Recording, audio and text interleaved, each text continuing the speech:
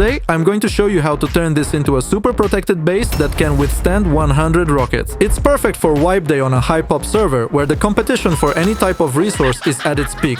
Hey yo, what the Just think about it. On wipe day, it's not just difficult to farm for a small starter base, but even making it off the beach can feel like an impossible task. Some manage to pull it off, while others are preoccupied with more important things. And in those moments, when every resource you gather feels as valuable as gold, just build a 1x1 cube, because today I'm going to teach you how to turn it into a true fortress. Of course, to dominate your area, you'll need to destroy everything around you. That's why in the second stage of this base, you'll get an initial starter shooting floor covering all directions. Later, this spot will evolve into a massive loot room with 20 large boxes. By the third stage, your main TC will already be protected by at least 3 direct walls, and the circular shooting floor will allow you to control the entire area surrounding your base. Naturally, you'll have your fair share of enemies, but you'll sleep soundly. This base will feature 10 bunkers, and to raid it entirely, even if the raiders fully understand the construction, it will take over 100 rockets to loot everything. Now let me show you the base from the inside. I spent a lot of time on this base, and it would mean the world to me if you could leave a like on the video. Thank you. To fully construct this base, you will need 3 multi-TCs. Each multi-TC, just like in the previous base, is protected with 15 rockets. Naturally, you can use them to stash some resources overnight if needed. Just think about it. Raiding these multi-TCs alone will cost 45 rockets, and that's before even getting to the main base. If it happens that your main TC is destroyed, you can disconnect each multi-TC with a simple method like this. Afterwards, you can return the TC to its main position and reattach the frame. Of course, this base has a compound. There are 3 entrances to the compound, and each one gives you access to a planter box peak.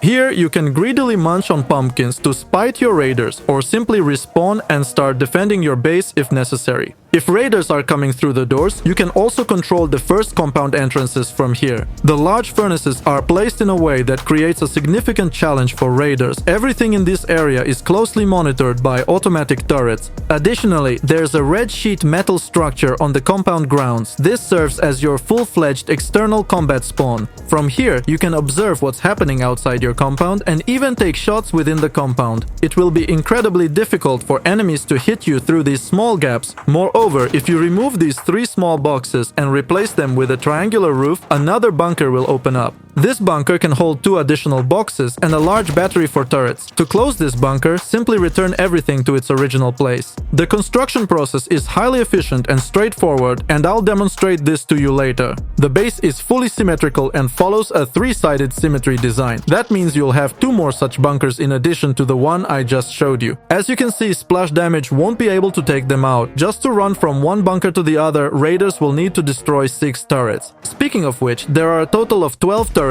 in this base, 6 in the compound, 3 on the shooting floor, and 3 on the roof. Handling all this during an offline raid will be extremely challenging, and I haven't even mentioned the HQM bunkers yet. These HQM bunkers are located directly opposite the compound entrances. All you need to do is take a building plan and place a triangular roof here. As soon as you do this, the bunker will open. Inside, you'll find 3 small boxes or 1 barrel from the DLC. The raid cost for this bunker is also 15 rockets. On the sides, the bunker is protected by 2 sheet metal walls, and at the front, it's secured with 1 HQM wall. If someone tries to pickaxe the HQM foundation, the bunker won't collapse, so you don't need to worry about that. Take note of this twig foundation. If you destroy it, you can easily add another multi-TC to the base. This isn't mandatory, but for those who find it useful, it's a great addition. Similar extra multi-TCs can also be constructed 2 more times, and since the base follows a 3-sided symmetry, there will be 3 HQM bunkers around the base in total. Agree, this is a very powerful base for offline defense, and we haven't even been inside the base yet. Let me show you everything now.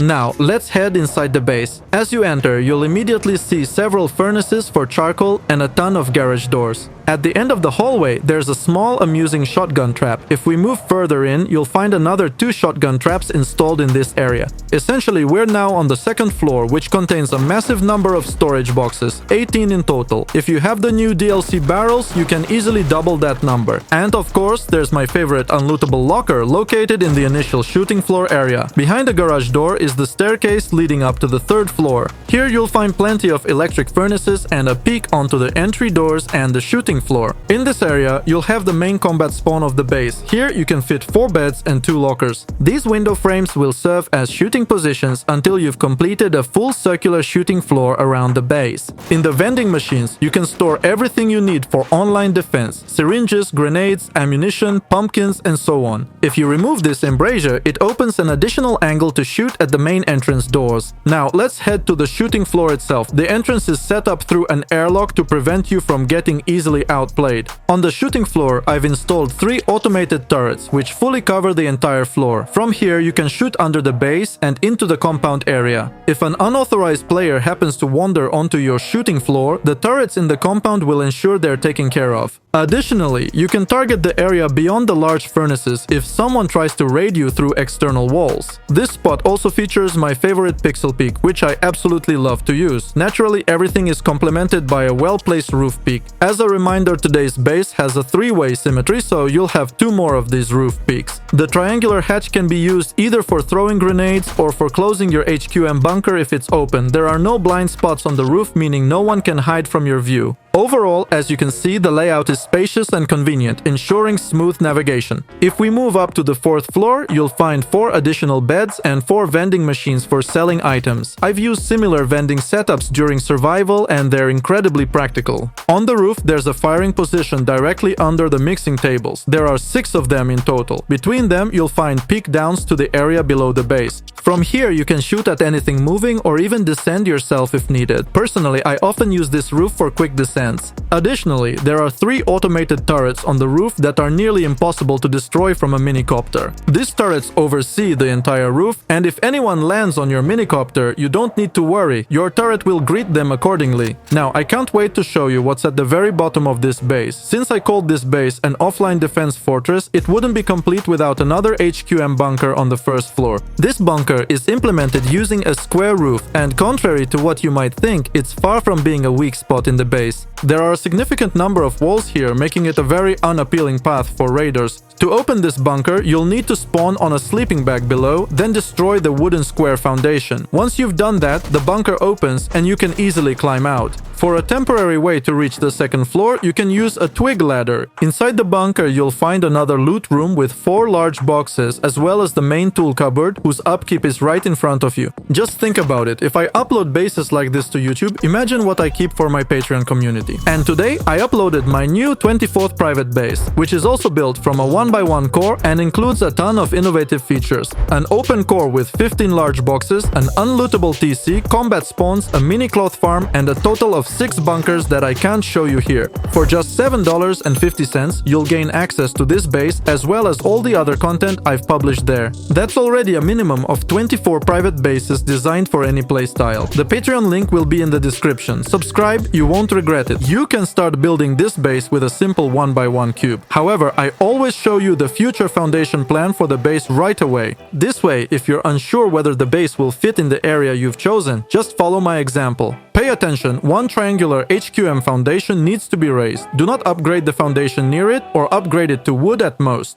To the right of this wooden foundation, place the tool cupboard. On the left, you'll have 2 furnaces, while a large box will be on the right. Next, place 2 sleeping bags and continue. Here, you'll have a level 1 workbench, 3 more furnaces, another box, and a sleeping bag. If you're playing as a group larger than 3, you can place an additional sleeping bag in the center. In the future, all walls should be made of HQM. Here's what it all looks like from a player's perspective. Even if you install double doors everywhere and keep them open, everything remains accessible and convenient. If you open the doors leading outside, you'll create an airlock. Now, we need to properly construct the exit to the 2nd floor. I'll immediately upgrade it to its final version. At this stage, you can still use stone for everything. Just follow my steps and you'll definitely succeed. While I have some free time, I want to take a moment to express my heartfelt gratitude to everyone who watches, likes, and comments on my videos. I read all your comments and they are an incredible source of motivation, pushing me to keep doing what I do. Every base I design for you is inspired by your feedback, so I truly listen to what you have to say.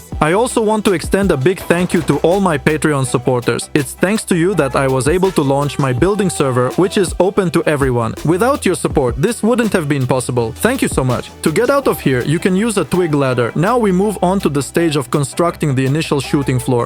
Start by placing window frames on all sides with the exit through a double door. The most important thing at this stage is to install at least wooden bars everywhere.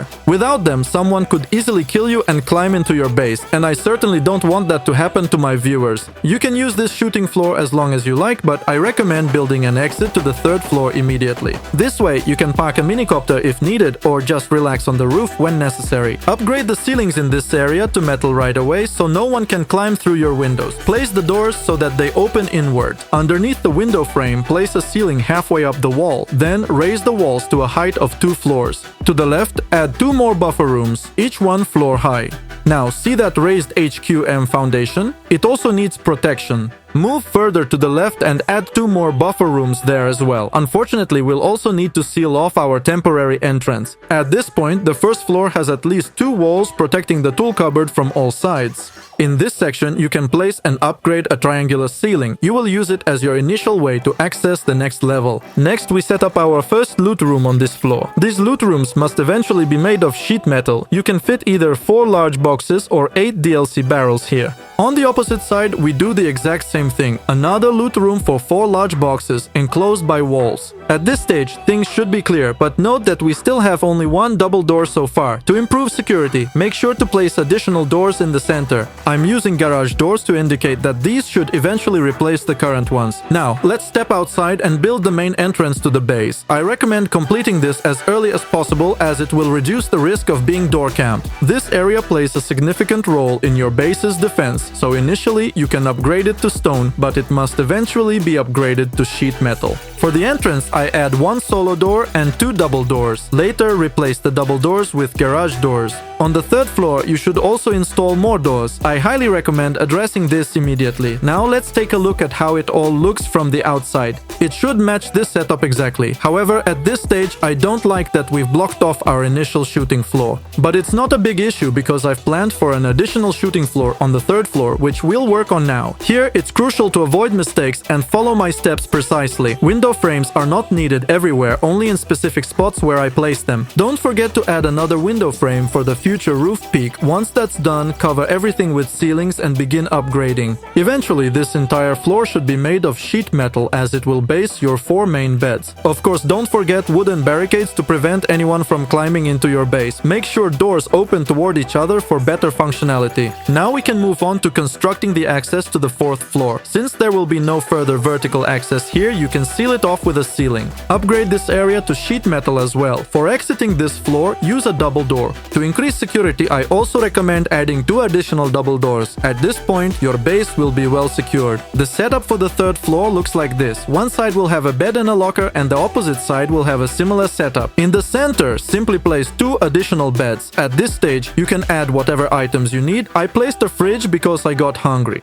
For the stairway, I recommend installing a shelf and electric furnaces. At this stage, you can fully utilize the bunker you have. Simply destroy the ladder, replace it with a square roof, and upgrade it to any material. When needed, break the wooden foundation and the HQM roof will collapse. To get out, just restore everything to its original state. As you can see, the process is simple and convenient. Now we need to properly build the 4th floor. I'll remove these double doors for clarity and ease of understanding. Here, we'll place window frames on all sides and exits to the roof. From this point, you can roof camp to your heart's content. However, don't overstay your roof camping, or I'll end up with comments accusing me of building bases for roof camping. That said, in a base like this, it's honestly hard to resist roof camping. Let me show you how to arrange this floor. It's straightforward. In the square rooms, place 2 beds in each. This will serve as your primary combat spawn on the roof. Next, we need to add additional buffers around the perimeter of the base. I'm building them out of black metal so you can easily see what to place and where. I think everything is clear and self-explanatory. Now focus on the base entrance. We need to finish the buffer construction on the 2nd floor. Directly above the entrance, we add more walls in this area. Then, on either side of the red buffer, we add additional walls as well. To keep everything symmetrical, we replicate this on the opposite side. Next, pay attention to the small recess in the base in this area. This will later become your future bunker, but for now, you don't have multi-TCs. So, I'll show you how to build the shooting floor instead. To ensure everything works, follow the exact sequence I show in the video. Otherwise, some elements might not align and you'll end up blaming me. If you have questions questions about this base or any other base from my channel, feel free to reach out to my Discord. Either I or my team of helpers will assist you. The link to my Discord is in the pinned comment. When you join the server, simply tag a helper or moderator in the chat and they'll assist you. If it's an urgent matter, you can tag me, but I'll only respond if I'm not busy. The shooting floor is a crucial part of this base. Ideally, upgrade everything here to metal. Since the base is fully symmetrical, repeat the same process on the remaining two sides. I'll speed through this part in the video. If something isn't working, review how I built one side. The others are identical. Now, let's focus on the side directly above the entrance. Along the perimeter, raise frames to the height of one floor. On top of them, place half walls and then install window frames on top of those. Next, from the central frame, we need to place a square ceiling. If it doesn't place, then those two walls must be made of regular sheet metal or stone. It works either way. Once the square ceiling is placed, you can change the walls to a different skin, such as container ships or brutalist. It doesn't matter. I've shown you how to build one side. We'll do exactly the same for the other two sides. So far, it's straightforward and you should have no issues at this stage. Next, step out onto the shooting floor and we need to finish construction here. Jump onto the newly built roof peak where we'll add another peak down. If you don't have enough stability at this stage for what I'm building, double check that all the frames are properly installed on the lower floors. That's likely where the issue lies. Additionally, a turret will be installed on this side. Ensure the ceiling where the turret will sit is upgraded to sheet metal to prevent anyone from breaking it later. It's clear that at this stage, you probably don't have the turret yet, but preparing the spot for it in advance is necessary. At the very least, you'll have a wind turbine here. Finally, place square roofs in these areas and upgrade them to any material. Now repeat this process on the other two sides. Hopefully, everything is clear. At this stage, you can also install vending machines. They're usable immediately, and don't worry, these machines will be fully accessible for drone purchases. As you can see, we've built three sides of the roof. Now, we need to complete the areas between them. To ensure you have enough stability for everything, follow my method exactly. I'm using flight mode to demonstrate so I can avoid building unnecessary additions to the base like scaffolds or temporary structures. In survival, you can use attachments, ladders, and similar solutions, but I agree it's inconvenient to scale your own base like a climber just to place parts. It's a pain, but it's crucial for stability. All these frames can be upgraded to stone, but if you have sheet metal, you know what to do. Next, place two triangular roofs in the center and on the opposite side, place a frame for a double door. Add full walls on either side to prevent anyone from climbing through these peak downs. Make sure to install the double door and set it to open inward. Repeat this process on the other two sides. As you can see, this base can be fully built without needing additional multi-TCs. The result is a beautiful and functional design. Now, move to the area where you have the peak onto the roof. Place a twig square foundation and under no circumstances should you upgrade it. Now we need to build the bunker, and to ensure everything works correctly, you must follow the sequence exactly as I show. In this spot, place a frame for a triangular hatch. Next, install a high triangular foundation within this frame. If you want to practice building this bunker or the entire base, you can do so on my building server. All connection details will be in the description. If you'd like to purchase a Q-Skip pass, access to custom islands, MLRS launches, rocket gun, and more, you can obtain VIP status on the server through my Patreon. Simply follow the link in the description and subscribe as a VIP subscriber. Your VIP status will be granted automatically. While I was promoting my building server, as you can see, we've already completed the bunker construction. At this stage, you'll likely have glass windows instead of wooden bars. Let's test the bunker to ensure it works. As you can see, everything worked perfectly on my end, which means it will for you too. Install a ceiling and upgrade it to any material and we can proceed. Next, in this spot, place a square foundation, a frame, and a ceiling. This setup not only creates a future headache for raiders, but also allows you to set up a pixel gap shooting position from your combat room. Repeat this process on both sides. These square foundations can also be used for setting up a mini farm if needed. I'd recommend it if you have the resources. Now move to the center of our extension and place a frame for a double door and a ceiling. A turret will eventually be placed on this triangular ceiling. I can't remember if I've mentioned it yet, but the base is designed with three-sided symmetry. This means we need to replicate everything on the other two sides. By this stage, you'll have three external bunkers. Next, remember the recess in the base? That's where the HQM bunker bunker will be located and we'll build it now. Note that these walls should be made of standard sheet metal to ensure there are no gaps in the bunker. The ceiling for the boxes should be placed in advance. Naturally, it's best to place the boxes now. It will be inconvenient later. Now, place 7 square foundations, and for the 8th, use a triangular foundation. Remove all the square foundations, then return to the base using triangular foundations. Once you reach the base, you've completed the bulk of the work. If the wall near the boxes can be placed, it means everything is set up correctly. Remove all triangular foundations and upgrade this part to HQM. As you can see, there are no gaps in my setup. Next, place a triangular frame for a hatch above. Ensure that when you place it, the bunker remains open. Now, create a circle of triangles from this point. Be sure to include a frame for a double door in this spot to protect against eco raids. Foundations near the bunker should be upgraded to sheet metal for added security. Note that this entire bunker will decay if you don't build a multi-TC. So, the first thing we'll do now is address that. Start by creating a triangle for the future connection. Then place another triangle and 3 square foundations. Now, in this spot, we'll begin constructing the 15 rocket bunker.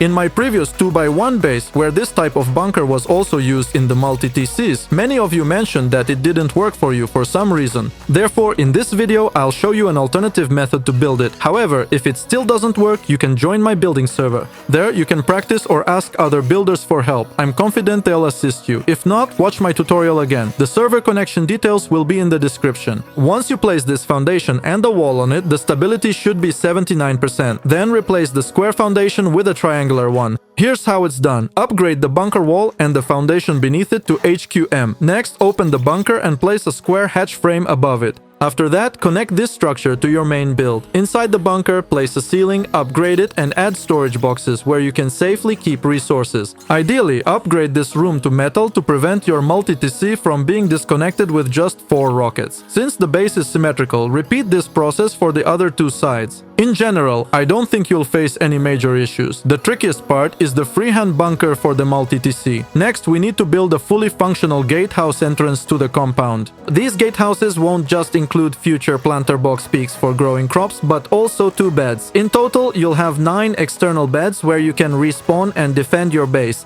To simply deny you the ability to respawn in your base, raiders would need to spend an enormous number of rockets. Honestly, I wouldn't recommend upgrading all of this to metal or anything stronger. Leaving it as stone is sufficient. It's unlikely to be targeted for a raid, and you probably won't store many resources here. Above the gatehouse, create a platform for a future turret. On the external edges, place 3 half walls. Then add ceilings on top of them and upgrade them to stone. Once a turret is available, place it in the center. Above this spot, you can also add metal barricades. Finally, place 1 triangular roof piece in each of these spots. The best visibility will be with paid skins. If you don't have them, upgrade the roofs to metal. Repeat this process for the other 2 sides. Once this is complete, the only remaining task is fully enclosing the compound. You can start working on this once all the gatehouses are ready. For now, let me show you how to set up the unlootable locker, which should be located on the 2nd floor. The process is incredibly simple, but I can't skip over this step, just in case someone doesn't know how it's done.